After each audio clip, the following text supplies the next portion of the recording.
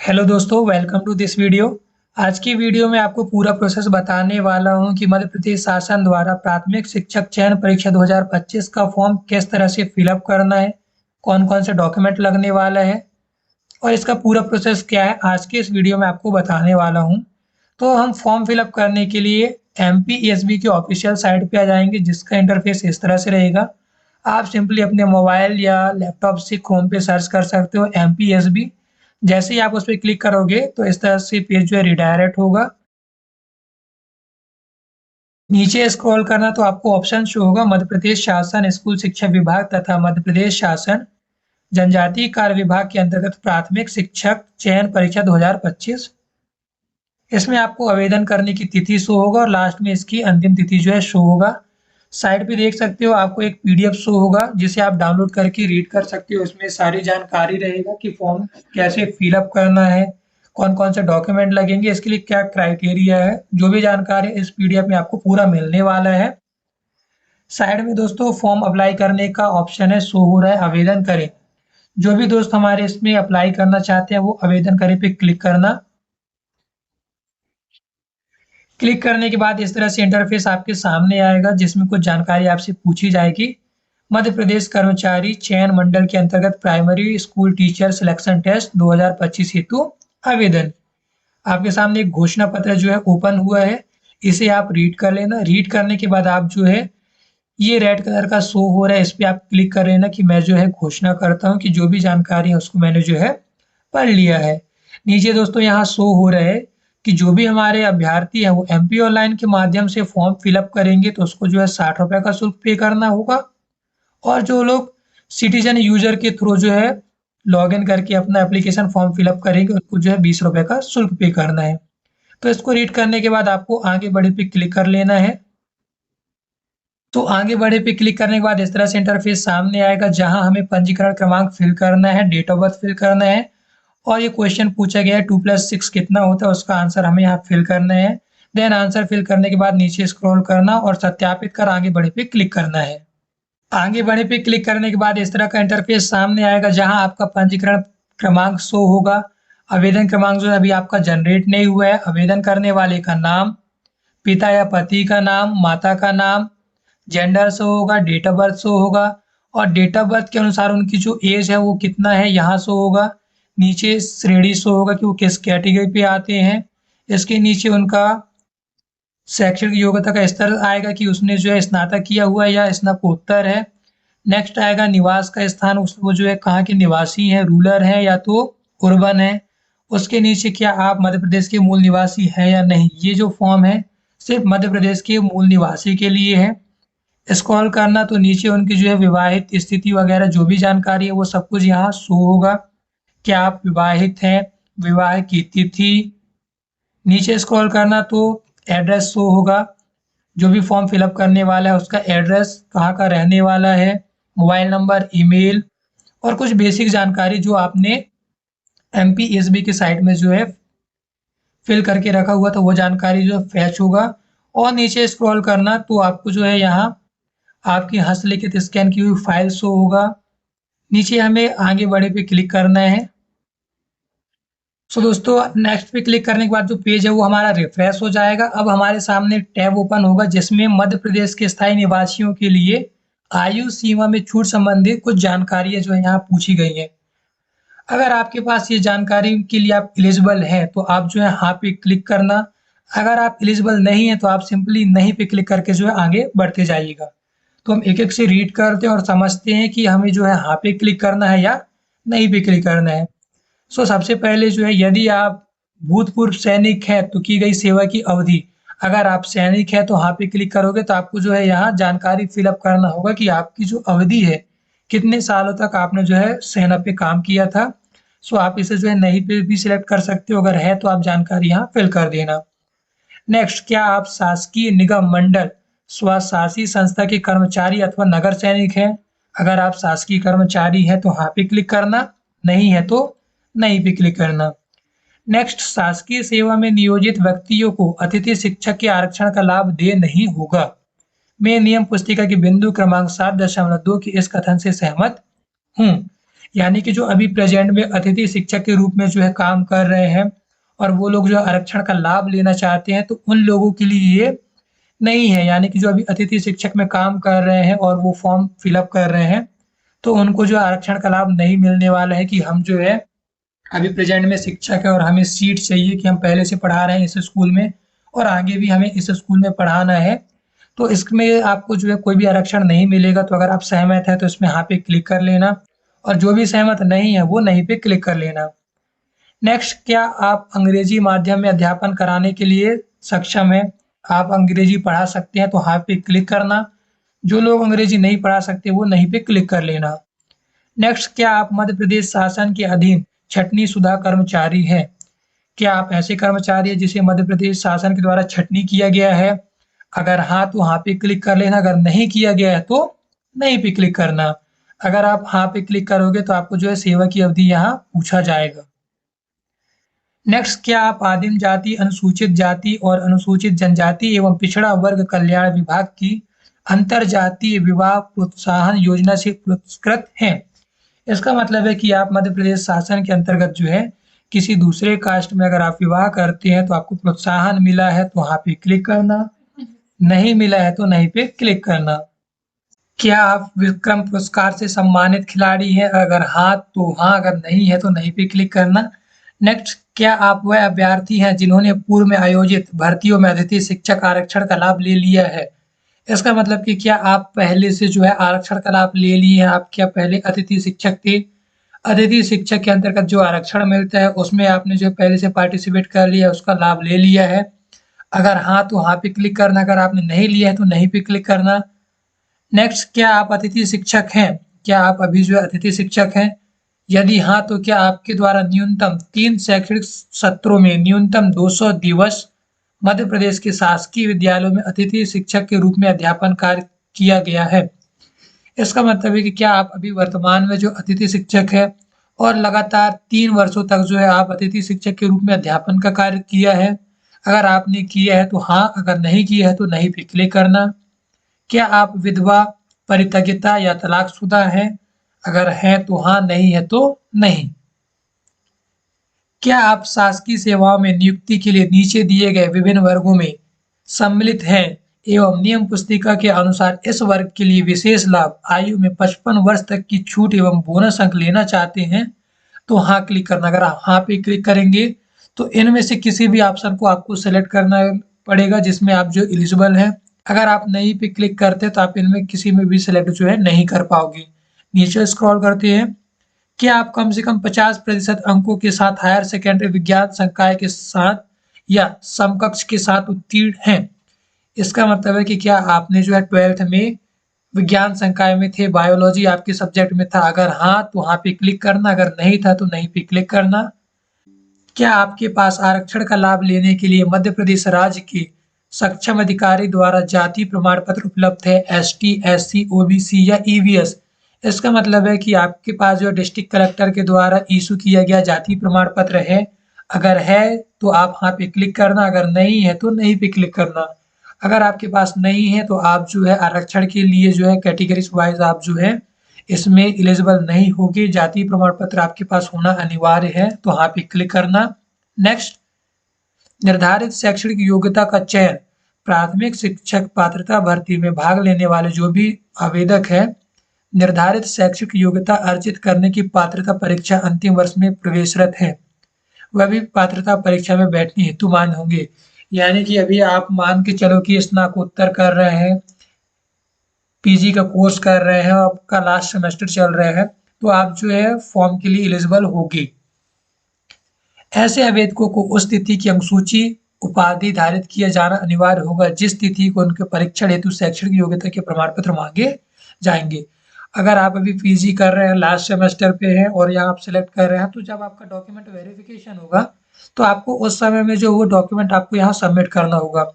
तो चलो हम एक एक से देखते हैं कि यहाँ कौन कौन से जो है शैक्षणिक के लिए यहाँ योग्यता जो है मांगे गए हैं। फर्स्ट है दोस्तों, कम से कम 50% अंकों के साथ हायर सेकेंडरी अथवा इसके समकक्ष तथा प्रारंभिक शिक्षा में 2 वर्ष का डिप्लोमा या उसके समकक्ष। यानी कि आपके पास जो है 50% कम से कम 12वीं में पास आउट होना चाहिए उसके साथ-साथ प्रारंभिक शिक्षा में आपके पास जो है 2 वर्ष का डिप्लोमा होना चाहिए, जिसे हम डीएलएड भी बोल सकते हैं। अगर जिसके पास भी ये डिग्रियाँ हैं, वो एपी सिलेक्ट कर लेना। नेक्स्ट है कम से कम 45% अंकों के साथ हायर सेकेंडरी अथवा इसके समकक्ष तथा एनसीटीई विनियम 2002 के अनुसार प्रारंभिक शिक्षा शास्त्र में 2 वर्ष का डिप्लोमा। ये उन लोगों के लिए है जिनके पास जो है 12वीं पास आउट है, पर उनका जो प्रतिशत है वो लगभग 45% से कम है। उन लोग जो है बी ऑप्शन को सिलेक्ट करेंगे। नेक्स्ट, कम से कम 50% अंकों के साथ हायर सेकेंडरी अथवा इससे समकक्ष तथा प्रारंभिक शिक्षा शास्त्र में 4 वर्षीय स्नातक उपाधि बीएलएड। ये उन लोगों के लिए जिन्होंने 12वीं पास आउट किया 50% अंकों के साथ और उनके पास जो है प्रारंभिक शिक्षा यानी कि बीएड या डीएड वगैरह है, ये उन लोगों के लिए है, तो वो जो है सी ऑप्शन सेलेक्ट करेंगे।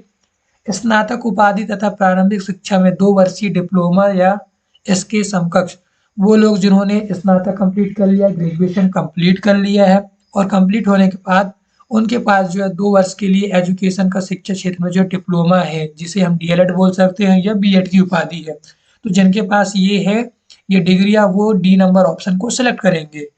नेक्स्ट हम चलते हैं प्राथमिक शिक्षा विज्ञान हेतु कम से कम 50% अंकों के साथ हायर सेकेंडरी विज्ञान संकाय के साथ या समकक्ष तथा प्रारंभिक शिक्षा में 2 वर्षीय डिप्लोमा, विशेष शिक्षा में 2 वर्षीय डिप्लोमा, प्रारंभिक शिक्षा शास्त्र में 4 वर्षीय स्नातक उपाधि बीएलएड आवश्यक होगा। यानी कि जो लोग जो है प्राथमिक शिक्षा में विज्ञान सब्जेक्ट पढ़ाना चाहते हैं, उनके पास 12वीं में जो है जीव विज्ञान सब्जेक्ट होना चाहिए, विज्ञान संकाय से वो पास आउट होना चाहिए और 50% कम से कम उनके पास होना चाहिए।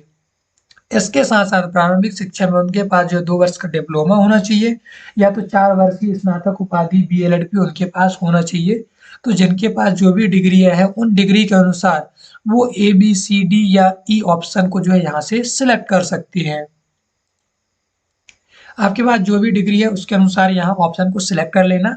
हम नेक्स्ट चलते हैं दोस्तों कि नियम पुस्तिका में उल्लेखित विभागवार एवं पदवार नियम अनुसार न्यूनतम शैक्षणिक अर्हताओं के आधार पर आवेदित पद या पदों हेतु विकल्प प्राथमिकता क्रम देवें। अब हमको जो है यहाँ प्राथमिक शिक्षा परीक्षा चयन के लिए जो कुछ यहाँ पेपर कोड दिए हुए हैं,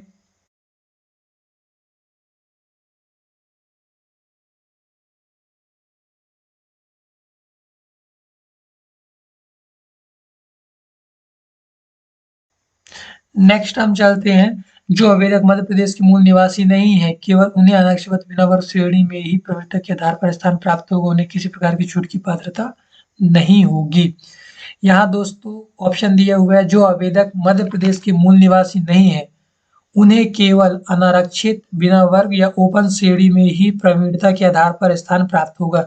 यानी कि जो लोग मध्य प्रदेश के रहने वाले नहीं हैं, उन्हें अनारक्षित या बिना वर्ग या ओपन श्रेणी में ही जो मेरिट बनेगा, उसके आधार पर जो है उनको जो है यहाँ स्थान प्राप्त होगा। उन्हें किसी भी प्रकार की छूट की पात्रता नहीं होगी। अब हम नीचे चलते हैं। मध्य प्रदेश राज्य के रोजगार कार्यालय में जीवित पंजीयन या पंजीयन होना, यानी कि जिन लोगों का जो रोजगार पंजीयन है वो अपना पंजीयन क्रमांक यहाँ डालेंगे, पंजीयन क्रमांक और उसके साथ साथ किस डेट में उनका जो पंजीयन हुआ है वो भी यहाँ फिल करना है।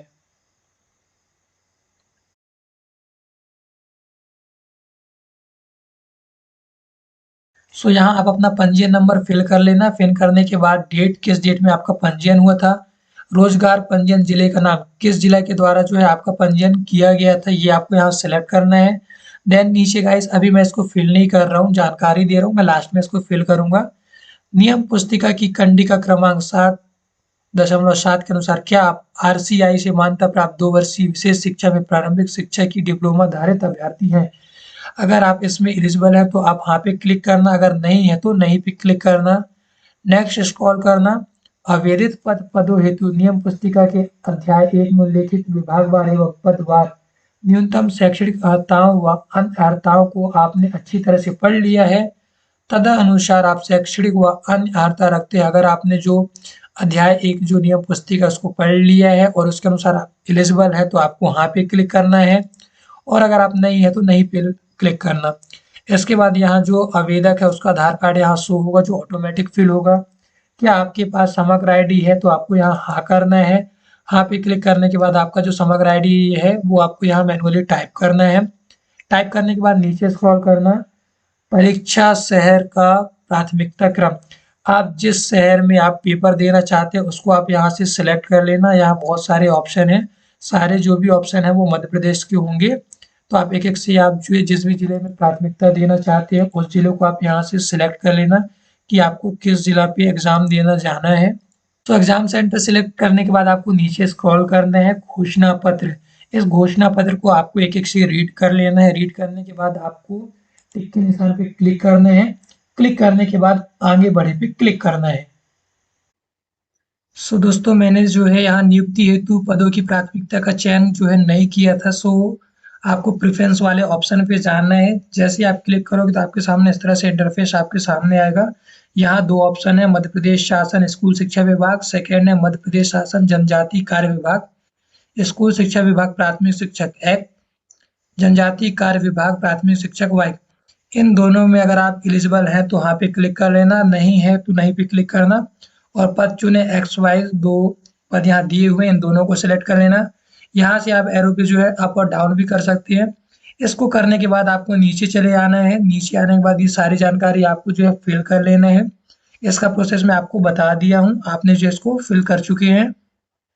नेक्स्ट, अब सिंपली आपको क्या करना है, आगे बढ़ी पे क्लिक करना है।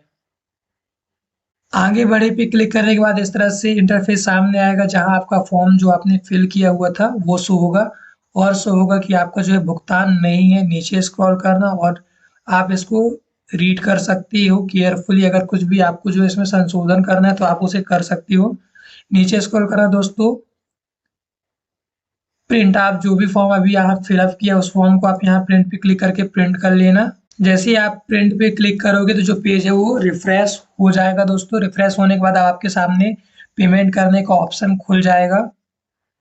प्रोसेस टू पेमेंट पे क्लिक करना। इस तरह से पेमेंट के लिए ऑप्शन आपके सामने आएगा दोस्तों। आप जो है किसी भी माध्यम से पेमेंट कर सकते हैं।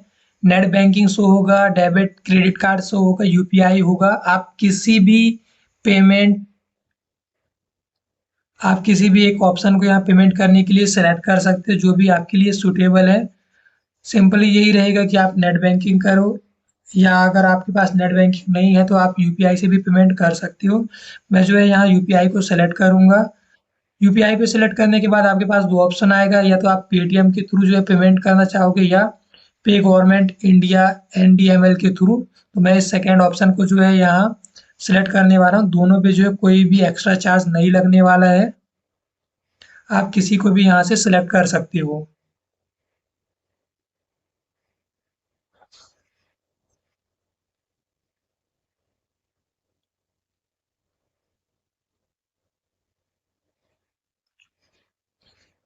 इस तरह से एक रेफरेंस नंबर जनरेट होगा। इस नंबर को आपको नोट कर लेना है, या तो आप इसका स्क्रीनशॉट ले लेना। अगर कोई दिक्कत होगा तो इस रेफरेंस नंबर के थ्रू जो है आप अपने अमाउंट को जो है रिफंड करा सकती हो। इसलिए ये रेफरेंस नंबर को आप कहीं नोट कर लीजिए, या इसका आप जो है स्क्रीनशॉट ले लीजिए, क्योंकि ये बोल रहा है kindly note down for the reference. इस नंबर को आपको जो है नोट करके रख लेना है। अब आपके सामने जो है पेमेंट के लिए बिल डेस्क ऑप्शन जो है सामने खुल के आने वाला है, जिसमें हमें पेमेंट करना है। सो पेमेंट के लिए इस तरह से इंटरफेस सामने आएगा दोस्तों। 310 रुपए का हमको जो है पेमेंट करना है। जैसे कि 250 रुपए जो है ओबीसी के लिए शुल्क है। 60 रुपए जो पोर्टल शुल्क है एमपी ऑनलाइन का वो शुल्क है। अगर आप सिटीजन लॉगिन करते हो, यूजर लॉगिन करते हो, तो आपको जो है सिर्फ 20 रुपए का पेमेंट करना होगा। तो ये डायरेक्ट एमपी ऑनलाइन के थ्रू जो है, इसलिए इसमें 60 रुपए का एक्स्ट्रा पेमेंट लग रहा है, पोर्टल चार्ज है। और 250 रुपए जो है वो आपके फॉर्म फिलअप करने का है। तो मैंने जो है वहाँ से यूपीआई सेलेक्ट किया था, तब जाके इस तरह से इंटरफेस आया है। अब यहाँ भी बहुत सारे ऑप्शन है। आप क्रेडिट कार्ड से पेमेंट कर सकते हो, नेट बैंकिंग से कर सकते हो, या आपके बैंक का यूपीआई है उससे कर सकती हो, क्यूआर से भी कर सकते हो। तो मैं जो है यहाँ क्यूआर से पेमेंट करने वाला हूँ। क्यूआर पे मैंने सिलेक्ट किया। स्कैन क्यूआर का ऑप्शन आ रहा है, यहाँ आप भीम यूपीआई के लिए क्यूआर कोड जनरेट करेंगे। मेक पेमेंट फॉर 310 रुपीज, इस पे हमें क्लिक करना है। सो इस तरह से क्यूआर कोड जो है जनरेट होकर के हमारे सामने आ गया है। अब इस क्यूआर को हम स्कैन करेंगे। स्कैन करने के बाद जो है 310 रुपये का पेमेंट करेंगे।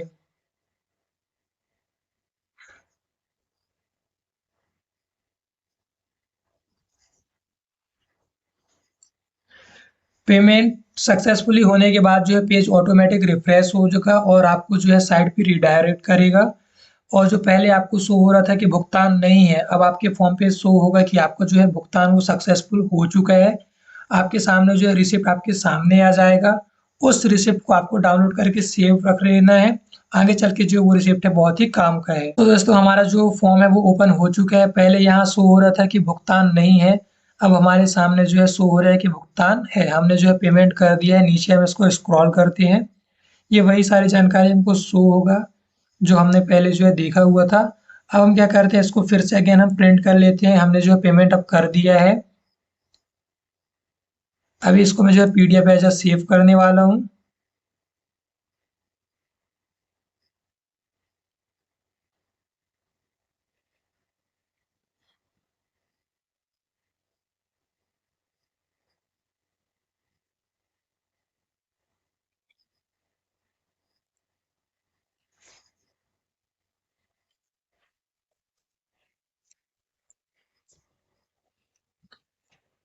सो दोस्तों सेव करने के बाद आपको कंटिन्यू पे क्लिक करना है। फॉर्म डालने के बाद जो जैसे ही आप कंटिन्यू पे क्लिक करोगे तो आपका जो MPESB का जो साइट है वो फिर से आपको यहाँ रिडायरेक्ट कर देगा। आप जो है आप फिर से अपने एप्लीकेशन नंबर को चेक करना चाहते हैं तो आप प्रोफाइल संख्या, आवेदन संख्या खोजें। इससे आप जो अपने फॉर्म को आप चेक कर सकते हैं आवेदन करे पे क्लिक करके। आपका जो फॉर्म है वो सक्सेसफुली डल चुका है दोस्तों।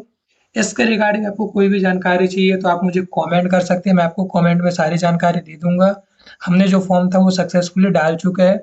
इसके रिगार्डिंग आपको कोई भी डाउट्स है, कुछ भी आपको पूछना है तो आप कमेंट करके पूछ सकते हैं। तो दोस्तों आज की वीडियो में हमने जो है प्रोसेस देखा कि किस प्रकार से MPSB के साइट पे हम प्राथमिक शिक्षा चयन परीक्षा के लिए जो फॉर्म कैसे फिलअप करेंगे। सारा प्रोसेस जो है आज की इस वीडियो में मैंने आपको बताया। तो थैंक यू दोस्तों वीडियो पे बने रहने के लिए। मिलते हैं नेक्स्ट वीडियो पे। वीडियो अच्छी लगी तो वीडियो को अपने दोस्तों को शेयर कर दीजिएगा ताकि उनकी भी मदद हो सके दोस्तों। और ऐसे ही और इन्फॉर्मेटिव वीडियो के लिए मुझे फॉलो कर लेना। सो मिलते हैं नेक्स्ट वीडियो पे।